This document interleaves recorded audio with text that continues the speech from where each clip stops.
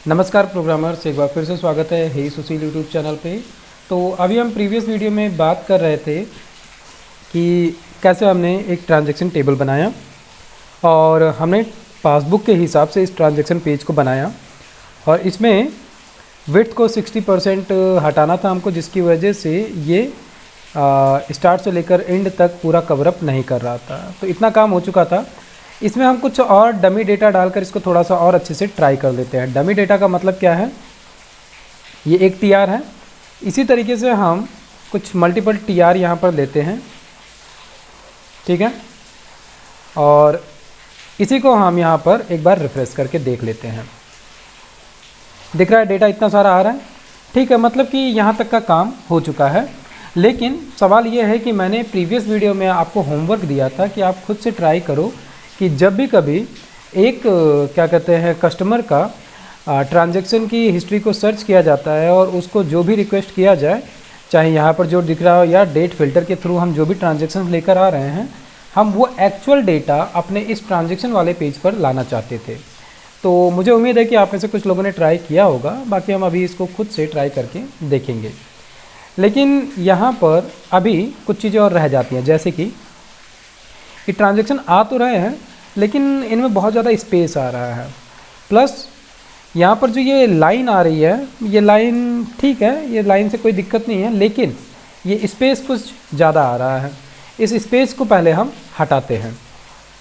तो इस स्पेस को हटाने के लिए एक हमको बूटस्ट्रैप में क्लास मिलती है, हम उसी क्लास का यूज करने वाले हैं। सोच रहे होंगे आप कि क्लास का नाम क्या है। तो क्लास का नाम जो है वो है टेबल कंडेंसन। तो हम चलते हैं सबसे ऊपर, ओके, स्क्रॉल से चलते हैं, यहाँ पर आए और यहाँ पर मैंने पेस्ट किया टेबल कंडेंसन। ये क्या करता है, जो भी यानी कि यहाँ पे बताता हूँ, जैसे ये ऊपर की तरफ और नीचे की तरफ स्पेस आ रहा है, इसको ये रिड्यूस कर देगा। रिफ्रेश किया हमने, ओके, ये नहीं रिड्यूस किया, दैट मीन्स कि इस क्लास को हम यहाँ से कॉपी करते हैं, कंट्रोल Z करते हैं और ये टी हेड में ना लगाकर इसको हम टी बॉडी में लगाते हैं, मतलब कि पूरे टेबल पे ना लगाकर हम इसको केवल लगाते हैं टी बॉडी पर। रिफ्रेश किया हमने, कंट्रोल शिफ्ट के साथ में रिफ्रेश करके देख लिया, ओके, ये कुछ भी नहीं कर रहा है, ठीक है। इसको हम दूसरा क्लास ट्राई करके देखते हैं। कभी कभी छोटा सा CSS भी आपको बहुत परेशान कर सकता है। एक्चुअल में दिक्कत कोई नहीं थी, हम क्लास जो लगाना चाहते हैं क्लास नहीं लगाएंगे यहाँ पर, क्योंकि बूटस्ट्रैप में इसके लिए क्लास मिलती है, बट हम यूज कर रहे हैं बूटस्ट्रैप 4 को। नया वर्जन जो अभी चल रहा है बूटस्ट्रैप का 5 चल रहा है, बट हमने इस प्रोजेक्ट में मतलब कि एडमिन लाइट वाला हमने थीम यूज किया था, तो इसमें बूटस्ट्रैप 4 का यूज कर रहे हैं। तो इसीलिए बूटस्ट्रैप 4 में थोड़ा सा चीज़ों को यूज करने का तरीका डिफरेंट है। तो यहाँ पर हम जो रो की हाइट चेंज करना चाहते हैं उसके लिए हम यहाँ पर यूज करेंगे, सपोज दैट हम CSS का यूज करेंगे। इस रो को हम लेते हैं और इसके लिए CSS में हमको मिलता है लाइन हाइट, और लाइन हाइट में हम कर सकते हैं 0, और 0 में क्या, पिक्सल। इसको 0 कर लें, 1 कर लें, जिस हिसाब से करते जाएंगे। ये दिख रहा है आपको, पहली रो जो है उसकी साइज़ कितनी कम दिख रही है, माइनस में जाते ही ये तुरंत नॉर्मल हो जाएगा, और जैसे जैसे हम इसको प्लस में ले जाएंगे 10, 11, 12, 13, 14 कर रहे हैं, तो उस हिसाब से इसकी साइज़ बढ़ रही है। तो हमको क्या करना है, बस इसको हमको सबसे मिनिमम में रखना है, मतलब 0, क्योंकि पासबुक के अंदर हमको कोशिश करनी है मैक्सिमम टू मैक्सिमम ट्रांजैक्शन को प्रिंट करना है। तो इसलिए हम पहले से ही इसको इस तरीके से लेकर चलते हैं। तो एक तो हो गया लाइन हाइट, प्लस इसमें हम ले सकते हैं मिनिमम हाइट जो है वो, और उसको भी हम कर देते हैं 0 पिक्सल, और प्लस नॉर्मल जो हाइट होती है उसको भी हम कर देते हैं 0 पिक्सल। 3 चीज़ें हमने ली है। अब जाहिर सी बात है, इसको अगर हम ले रहे हैं तो इसको लेने के साथ में हमको क्या करना पड़ेगा, इसके लिए हमको एक CSS मतलब कि यहाँ पर इंटरनल CSS में इसको डिफ़ाइन करना पड़ेगा। तो हम क्या करते हैं, यहाँ पर ये CSS टी बॉडी रो के लिए है। अब यहाँ ध्यान देना, हम यहाँ पर क्लास का यूज नहीं करेंगे, कि हम ऐसा नहीं कहने वाले हैं कि ये क्लास में यूज होगा, नहीं। हम यहाँ पर HTML टैग के थ्रू भी हम क्या कर सकते हैं, CSS अप्लाई कर सकते हैं। तो हम यहाँ पर जो CSS अप्लाई करने वाले हैं वो टी बॉडी के अंदर हम यूज करने वाले हैं किस पर, ये चीज़ TR पर। हमने यहाँ पर कर्ली ब्रेसेस ऑन किया एंड जो हमारा कोड है हम वो दे देते हैं। तो इसको हमने लाइन और यहाँ पर एक स्पेस देना पड़ेगा, ठीक है, कि TR के अंदर हम ये किसको दे रहे हैं, टी बॉडी के अंदर TR पर हम ये कोड अप्लाई करना चाहते हैं। ठीक, अगर ये सही से अप्लाई होता है दैट मीन्स कि हम इसको रिफ्रेश करेंगे तो हमको ये सभी पर अप्लाई हो जाना चाहिए। हो गया, दिख रहा है, एक बार में सभी पर ये अप्लाई हो चुका है। तो ये जो तरीका है, ये तरीका है डायरेक्ट हम बिना किसी भी क्लास या आईडी को डिफाइन किए भी CSS को एक पर्टिकुलर एरिया पर हम अप्लाई करवा सकते हैं। अब आखिरी चीज़ जो रह गई वो क्या रह गई कि इनके बीच में ये हमको क्या दिख रहे हैं, लाइनें दिख रही हैं। हम लाइनें भी नहीं चाहते हैं कि लाइनें रहें, सिंपली बस कंटेंट रहे। तो इसके लिए बूटस्ट्रैप में हमको एक क्लास मिलती है, चलो ट्राई करके देखते हैं, टेबल डैश बॉर्डर लेस। देखते हैं बूटस्ट्रैप 4 में ये काम करती है कि नहीं करती है। ओके, इसने काम कर दिया, दिख रहा है आपको, जितना भी बॉर्डर था वो सारा का सारा यहाँ से गायब हो चुका है। ये फाइनली हमारा नीट एंड क्लीन जो है क्या बन गया, ट्रांजैक्शन क्या कहते हैं, ट्रांजैक्शन पासबुक का जो कंटेंट दिखना है वो बन गया है। अब लास्ट चीज़ जो रहती है वो क्या रहती है कि इस पर हमको दिखाना है एक्चुअल डेटा, ना कि ये डमी डेटा। तो अब हम चलते हैं अपने कोड में और सबसे पहले हम क्या करते हैं, यहाँ से यहाँ पर हमने टी बॉडी और ये जितना भी हमने नीचे TR एक्स्ट्रा लिया था ये सारा का सारा TR हम सबसे पहले हटा देते हैं। ठीक है, अभी हमारे पास रह गया केवल एक TR। अब सवाल ये उठता है कि जब हम यहाँ से इस बटन पे क्लिक करें तो हम डेटा के साथ में आए यहाँ पर, तो असल में हम डेटा के साथ यहाँ पर आ रहे थे। हमको बहुत ज़्यादा कुछ करने की ज़रूरत नहीं है, जिन लोगों ने इसको कर लिया होगा उनको बहुत अच्छे से पता होगा। चलो एक बार फिर से करके देखते हैं। यहाँ पर हम फिल्टर कर लेते हैं एक डेटा, सपोज दैट मान लो हमने 14 अक्टूबर से लेकर 28 अक्टूबर तक अप्लाई किया, गो किया, हमको 2 डेटा मिल रहा है। ठीक है, और इसी को हम क्या करते हैं, प्रिंट पर क्लिक करते हैं। प्रिंट पे क्लिक किया तो आप नोटिस करो ये पूरा का पूरा डेटा जो था ये हमको यहाँ पर भी मिल रहा है। क्या मिल रहा है, मंथ मिल गया, डेट 14 हमने लिया था कि 14 हमने रेंज लिया था कि 14 से लेकर 28 अक्टूबर तक का डेटा हमको चाहिए था। मतलब कि हमको बहुत ज़्यादा कुछ नहीं करना है, सिंपली हम चलते हैं अपने कंट्रोलर पर और कंट्रोलर पे चल के हमको बस क्या करना है, ऊपर जो हमारा कस्टमर प्रोफाइल वाला मेथड है यहीं से हमको कुछ डेटा बस उठाकर ले आना है। और डेटा लेकर क्या आना है, ये प्रोफाइल वाला डेटा था, यूनिक आईडी के थ्रू जो डेटा क्या कहते हैं फेच कर रहे थे वो था, हमको ये नहीं चाहिए है।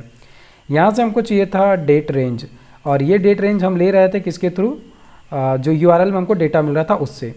तो यहाँ से लेकर पूरा ये वाला डेटा जो है हम इसको कॉपी करने वाले हैं। और यहाँ पर दिख रहा है ये प्रिंट पेज, तो प्रिंट पेज में क्या किया गया है, सेगमेंट 4 लिया गया है, तो इसको हम अभी नहीं ले रहे हैं। और ये क्या कर रहा है, राउटर फैच मेथड यूज कर रहा है, ये सब हमको नहीं चाहिए है। बस हमको चाहिए था क्या, इतना ही डेटा। इसको हमने यहाँ से कॉपी किया और कॉपी करके ले चलते हैं यहाँ पर। यूनिक आईडी हम यहाँ पर ले ही रहे थे, वो एज इट इज़ लेते हैं। और ये वाला डेटा ले रहे हैं, ठीक है, इसको भी हम ऐसे ही ले लेते हैं, कोई दिक्कत नहीं है। यहाँ पर हम कमेंट करते हैं और यहाँ पर लिखते हैं डेट रेंज और without date range data, paste किया। इससे होगा क्या, सबसे पहले ये URL पे चेक करेगा कि URL में इनपुट में डेट रेंज कहीं है कि नहीं है। तो अगर हम यहाँ पर देखें तो ये प्रिंट पेज क्वेश्चन मार्क के बाद में क्या है, डेट रेंज है। ये डेट रेंज जैसे ही मिलेगा इसके आगे का ये वाला डेटा ये तुरंत ले लेगा। कौन, ये वेरिएबल। और ये वेरिएबल लेने के बाद में क्या करेगा, अगर नल है तो ये वाला डेटा दिखेगा, अदरवाइज दिखेगा ये वाला डेटा। ठीक है, अब इनमें से डेटा कोई भी दिखता है दैट मीन्स कि वो डेटा हमको मिल चुका है और बस उस डेटा को हमको लेकर आगे बढ़ना है।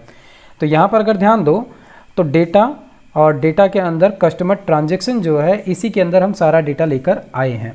और यहाँ पर हम डेटा पहले से भेज ही रहे थे, तो हमको बस क्या करना है, कस्टमर ट्रांजैक्शन डेटा का यूज करना है। तो चलो पासबुक ट्रांजैक्शन पेज पे चलते हैं और पहले इसको हम कॉपी कर लेते हैं कस्टमर ट्रांजैक्शन को।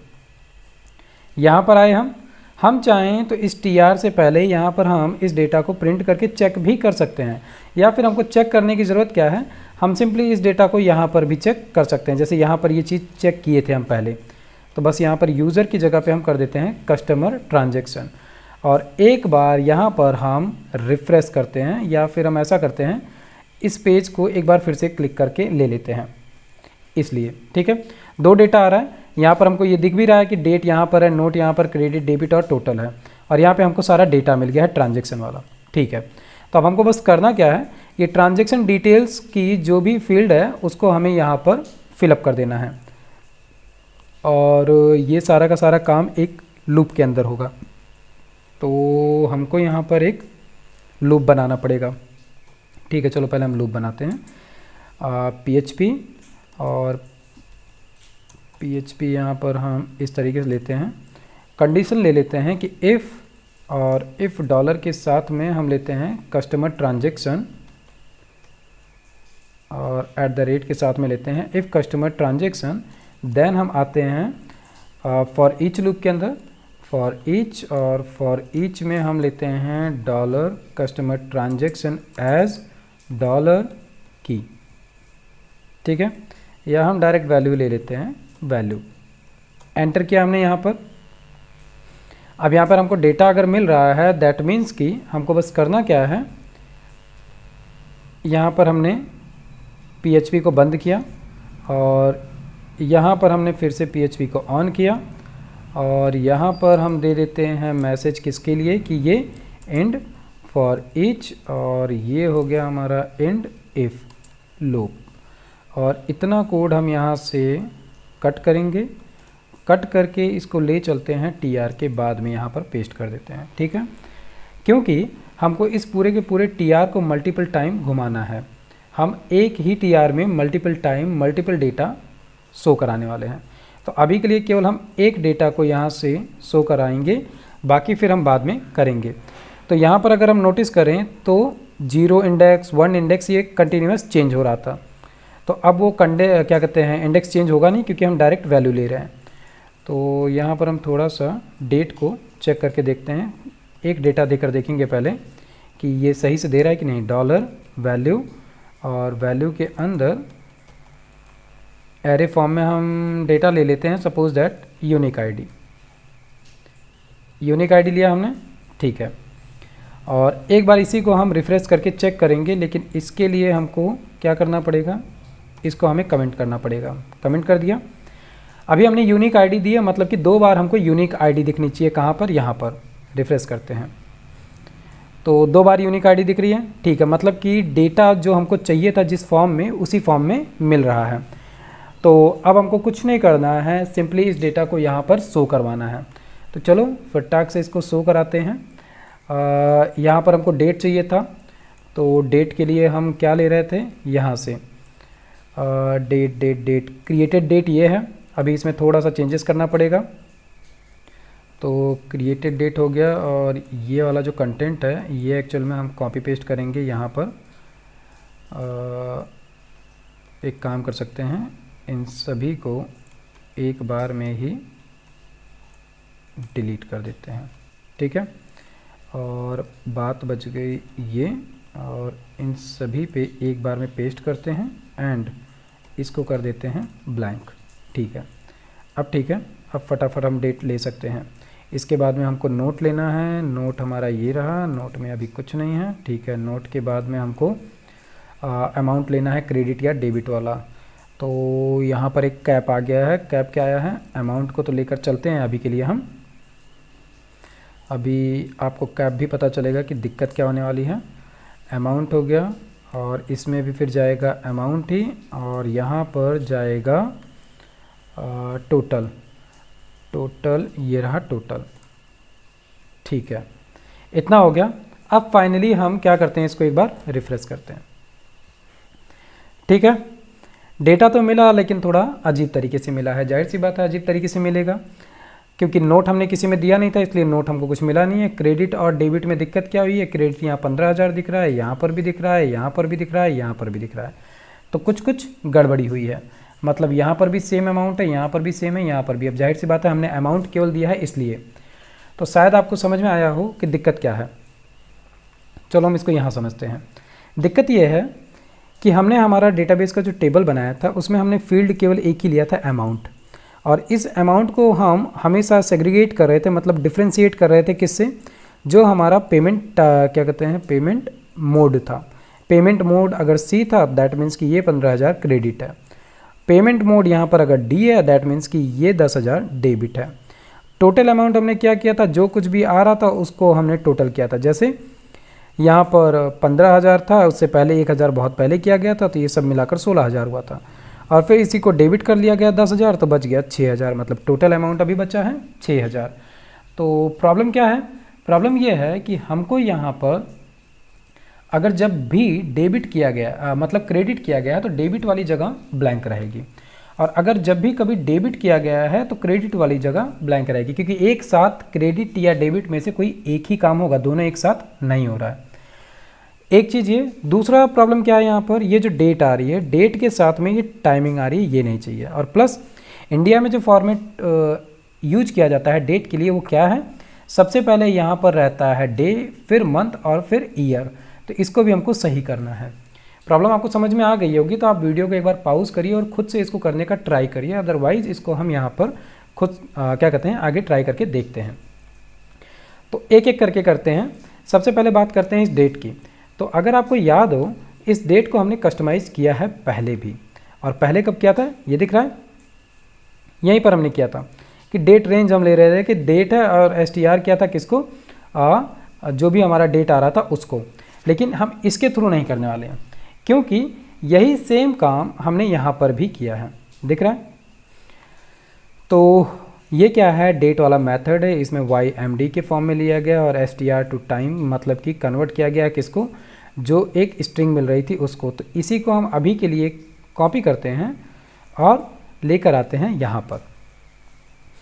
तो यहाँ पर लाने के बाद में यहीं पर सिंपली हम इसको ट्राई करते हैं यूज करके। तो इसके लिए हमको बस करना क्या है, हम वैसे चाहें तो एक मिनट, हम चाहें तो क्या कर सकते हैं, यहाँ पे पेस्ट करते हैं, डेट YMD लिया, और ये वाली जो वैल्यू है असल में इसको हमने कट किया यहाँ से, और ये वैल्यू असल में हो जाएगी ये वाली वैल्यू, ठीक है। और हम 0 से 10 की ही बात कर रहे हैं, क्यों, क्योंकि अगर हम नोटिस करें हमारा जो डेट आ रहा है ये आ रहा है यहाँ से यहाँ तक, अगर हम इसको गिनेंगे तो 4 ये 2 ये 2 ये 8 हो गए, और डबल डैश थे मतलब कि 10।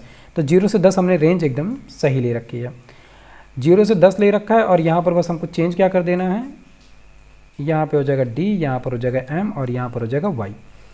ये परफेक्टली काम करने वाला है। चलो एक बार इसको हम रिफ्रेश करके चेक कर लेते हैं।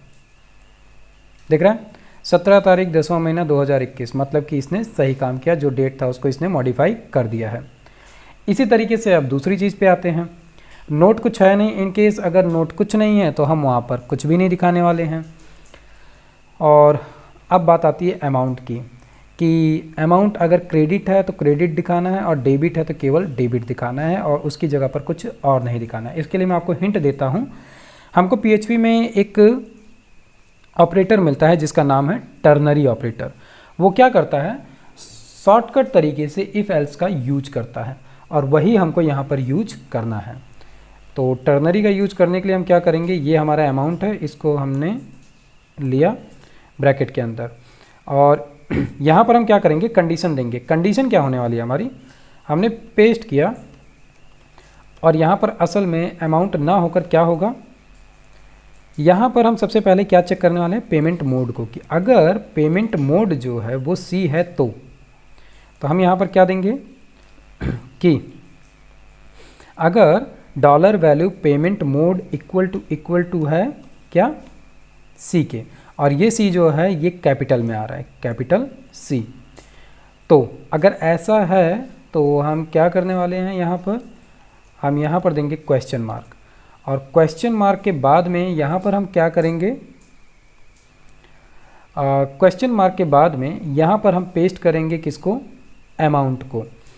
तो पेस्ट कर दिया, ओके, एक मिनट, इसको हम कॉपी करते हैं यहाँ से,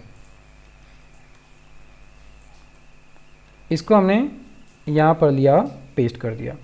इन केस अगर पेमेंट मोड सी नहीं है तो क्या होगा, तो के केस में हम यहाँ पर दे देंगे डैश। ठीक है, ये किसके लिए हो गया, क्रेडिट के लिए हो गया। चलो एक बार इसको हम रिफ्रेश करके यहाँ पर चेक करते हैं, दिख रहा है आ गया ये, मतलब कि हमारा ये काम हो चुका है। हमने डेबिट किया था 10,000, उस समय हमने क्रेडिट नहीं किया था, इसलिए यहाँ पर डैश आ गया। दैट मीन्स कि यही सेम टू सेम लॉजिक हमको यूज कर लेना है, कहाँ पर, यहाँ पर। और यहाँ पर जो हम यूज करने वाले हैं वो करेंगे किसके लिए, डेबिट के लिए। तो यहाँ पर हमने कर दिया कैपिटल टी, और एक बार फिर से इसको हम रिफ्रेश करते हैं। दैट मीन्स कि हमारा काम हो चुका, ये जो ट्रांजेक्शन करना था हमको ये सक्सेसफुली कंप्लीट हो चुका है। अब इसमें एक सबसे लास्ट वाली चीज़ क्या बचती है, अगर आप नोटिस करो पासबुक, तो पासबुक के अंदर ये जो डेट, नोट, क्रेडिट, डेबिट और टोटल है ये पहले से ही प्रिंटेड होता है। तो हम भी ये मान के चलते हैं कि हम जो पासबुक यूज करेंगे उसमें हम पहले से ही इसको ऊपर प्रिंट करके रखेंगे। दैट मीन्स कि ये अब हेडर जो है यानी टी हेड जो है इसकी ज़रूरत नहीं है, लेकिन हमको यहाँ तक का स्पेस ज़रूर देकर रखना है पहले से ही ऑटोमेटिक, क्योंकि हम ये एज्यूम करके चलते हैं कि पासबुक में इतना स्पेस पहले से हमको छोड़ना है, नहीं तो इस पर ओवरराइट हो जाएगा कंटेंट। तो इसके लिए हम क्या करते हैं, इंस्पेक्ट एलिमेंट ओपन करते हैं, और इंस्पेक्ट एलिमेंट ओपन करके हमने जो पहले से ही मार्जिन दिया था उसी मार्जिन को हम थोड़ा सा बढ़ा देंगे। तो ये हमारा ड्यू था, और ड्यू के अंदर मेन डिटेल्स है, मेन डिटेल्स में टेबल था। तो मेन डिटेल्स में अगर हम यहाँ नीचे आएँ तो हमने पैडिंग दी थी टॉप से 30, इस 30 को हम थोड़ा सा और बढ़ा देंगे, 30 को बढ़ाकर हम कर देते हैं 60। ठीक है, तो ये कहाँ बढ़ा रहे हैं, मेन पासबुक डिटेल्स में। तो चलो हम चलते हैं मेन पासबुक डिटेल में, मेन पासबुक डिटेल वाली क्लास आ गई, और यहाँ पर हमने कर दिया इसको 60। इसी के साथ में हमने दूसरी चीज़ क्या की, जो ये टी हेड था, ये टी हेड अब नहीं रहा, तो इसको अभी के लिए हम कर देते हैं कमेंट, और फिर से वापस यहाँ आते हैं और करते हैं रिफ्रेश। ठीक है, ऊपर से इतना स्पेस लेकर ये हमको दिखने वाला है कि इतना हम एज्यूम कर लेते हैं कि पासबुक की जगह होगी, या फिर इसको अगर हम थोड़ा सा और ज़्यादा करना चाहें तो कर सकते हैं, थोड़ा सा और कर देते हैं, 70 कर देते हैं, इतना ठीक है। तो हम यहाँ पर भी 70 पिक्सल ले लेते हैं, इसको हमने कर दिया 70। अब फाइनली हमारा ये काम हो चुका। हम अब फाइनली क्या करते हैं, इस पूरे को हम एक बार, अच्छा यहाँ पर अगर नोट में कुछ भी नहीं आ रहा है तो हम यहाँ पर भी बाय डिफ़ॉल्ट दे सकते हैं नोट में कुछ भी, तो इसको भी हम टर्नरी से ही यूज कर सकते हैं। कैसे, मतलब सेम टू सेम कोड को हमने कॉपी किया, यहाँ पर पेस्ट किया, और यहाँ पर बस हम क्या करने वाले हैं कि इफ़ डॉलर वैल्यू नोट, अच्छा ठीक है, ये मैं आपके ऊपर छोड़ता हूँ, इसको मैं नेक्स्ट वीडियो में करूँगा। इसको मैं आपके ऊपर छोड़ता हूँ कि आप खुद से टर्नरी को यूज करके देखो काम क्या है। थोड़ा सा तो हिंट मैंने आपको दे ही दिया क्योंकि करने जा रहा था। मैं आप पे छोड़ता हूँ कि यहाँ नोट पे अगर ब्लैंक आता है तो ब्लैंक की जगह पर यहाँ पर आ जाए नो नोट या एम्प्टी, एम्प्टी की जगह सिंपली नो नोट लिखा हुआ आ जाए, और अगर नोट आता है तो जो भी नोट है वो लिखा हुआ आ जाए। तो इतना काम मैं आपके ऊपर छोड़ रहा हूँ और उम्मीद करता हूँ कि आप इसको करेंगे। प्लस वीडियो अगर अच्छा लग रहा है तो आप लाइक करिए, वीडियो को लाइक करिए, प्लस चैनल को सब्सक्राइब करना मत भूलिए, बेल आइकन को प्रेस कर दीजिए सो दैट कि आगे की सारी वीडियोस आपको कंटिन्यूस मिलती रहें। साथ में कोड करते रहिए, और कहीं पर भी अगर कन्फ्यूज़न आती है कहीं पर भी तो आप मुझे कमेंट करिए, मैं कोशिश करूँगा जल्द से जल्द जवाब देने का। ठीक है, फिर मिलता हूँ मैं नेक्स्ट वीडियो में। हमारा जो काम बचा है, बहुत कम ही काम बचा है, बहुत ज़्यादा नहीं बचा है, तो उसको हम फिनिश करेंगे। अप्रॉक्सली हमको बहुत ज़्यादा समय अब नहीं लगेगा। तो मिलता हूँ नेक्स्ट वीडियो में, तब तक के लिए स्वस्थ रहिए, मस्त रहिए।